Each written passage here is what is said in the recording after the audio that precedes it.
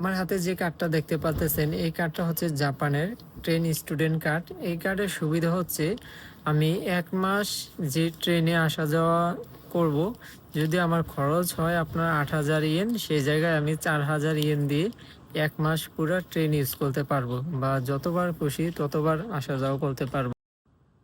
Train কার্ডটা করার সময় আমি একসাথে ৩ মাসের প্যাকেজটা নিয়েছিলাম। তো আজকে হচ্ছে আমার এটা লাস্ট ডেট। তো নতুন করে আবার ইয়েন রিচার্জ করতে হবে বা রিইস্যু করতে হবে। তো যারা জাপানের স্টুডেন্ট কার্ড আছে, কিভাবে স্টুডেন্ট কার্ড রিইস্যু করতে হয় বা কিভাবে ইয়েন রিচার্জ করতে হয়, চলুন আজকে আপনাদেরকে সেই প্রসেসটা দেখিয়ে দেব।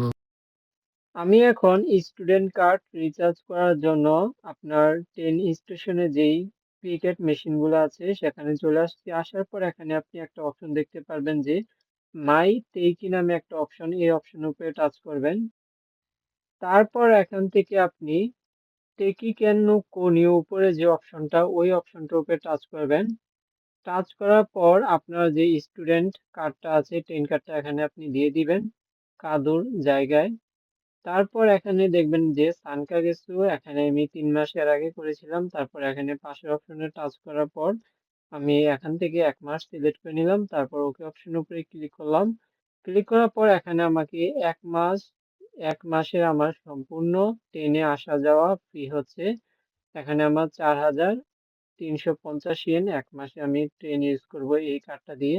তারপর এখান থেকে ওকে অপশনের উপরে টাচ করবেন। টাচ করার পর কিছুক্ষণ সময় আপনার ওয়েট করবে। তারপর আপনার মেশিন থেকে একটা নতুন কার্ড আপনাকে দিয়ে দিবে আপনি ১ মাস ব্যবহার করার জন্য। এখন দেখুন আমার কিন্তু আগের কার্ডটা চেঞ্জ করে আমার একটা নতুন কার্ড দিয়ে দিয়েছে। তারপর আমাকে রিসিপ্টও দিয়ে দিয়েছে সাথে। তারপর আমার যে বাকি টাকাটা আছে সেটা আমি পেয়ে গেছি।